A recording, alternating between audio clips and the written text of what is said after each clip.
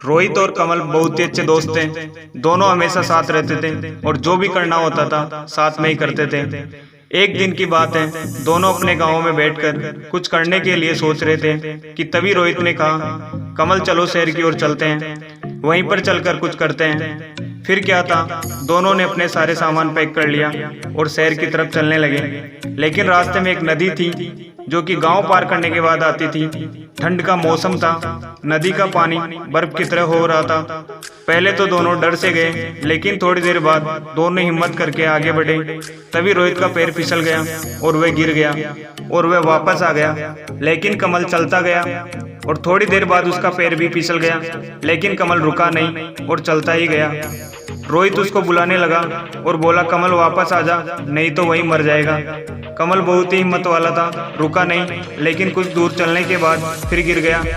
रोहित फिर बोलने लगा, कमल वापस आ जा, लेकिन कमल माना नहीं और कई बार गिरने के बाद वह नदी के दूसरे किनारे पर पहुंच गया। इसके बाद कमल ने रोहित को भी बोला, अब तू भी आ जा, जैसे मैं आया हूँ। लेकिन रोहित की हिम्मत नहीं हो रही थी और बोला, मैं नहीं आऊँगा, अब तुम अकेले ही जाओ, मैं अभी यहीं खुश हूँ। और फिर दो दोस्त अलग अलग रास्ते पर चल दिए। समय बीतता गया और एक दिन कमल अपनी मेहनत से बहुत ही बड़ा आदमी बन गया और रोहित आज भी उसी गांव में अपनी जिंदगी गुजार रहा है। और वह अब बहुत ही पछताता है कि काश कमल के साथ मैं भी चला गया होता तो आज मैं भी कुछ काम लायक बन गया होता।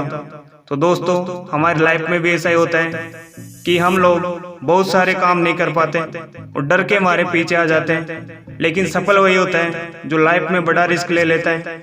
इस कहानी से हमको यही सीख मिलती है कि हम लोगों को कभी भी हार नहीं माननी चाहिए जब तक हम अपने मकसद में सफल न हो जाए। जय हिंद।